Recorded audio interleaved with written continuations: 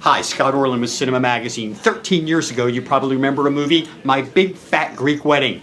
Guess what? It's back. Part 2, the reason, Nia Vardalos. Congratulations. Hello. Let's go back. I mean, 13 years is a long time in between. Yeah. I'm sure there was a lot of pressure on you to begin, immediately do a sequel. You kind of waited. Yes. What was the impetus? Now is the right time. The pressure was there definitely as soon as the first film became successful. Thanks to you. I know it was all you.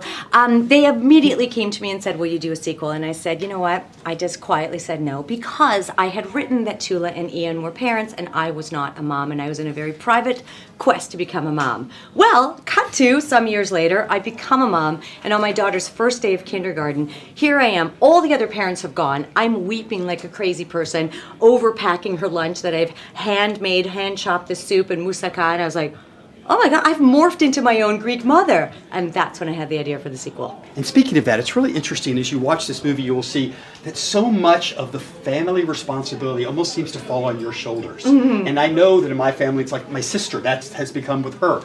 How much has that guided you in your own life as you've become more of the integral focus of your family? I am the middle child, and you know, middle children are always like, are you happy? Are you happy? No, don't worry about me. And I always forget to take care of myself. So I'm trying, this is my year of saying yes in so many ways. Yes to doing the sequel, yes to doing a series, yes to developing a off-Broadway show.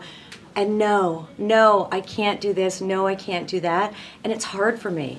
I keep volunteering at my daughter's school. They say, you know, will you come and set up the book fair? Yes. And this is for Germany, and obviously there's German culture, and there's German food, and there's indigenous aspects to German life. How much do you think that your movie has enlightened other people about Greek food, Greek culture, Greek humor? That's so, interesting. I guess everyone now knows that they can go into a restaurant and order a big fat something, and it usually just doesn't come in a big enough portion for us Greeks. And just a last quick thing. What is like the one aspect of Greek culture, I mean, you talked about the food, that you think this movie, I mean, obviously family is really important, but that you hope audiences walk out and appreciate on a different level? I think that it's not actually an aspect of Greek culture because I realize that I've written a story about a family, and so it's going to be like German culture as well.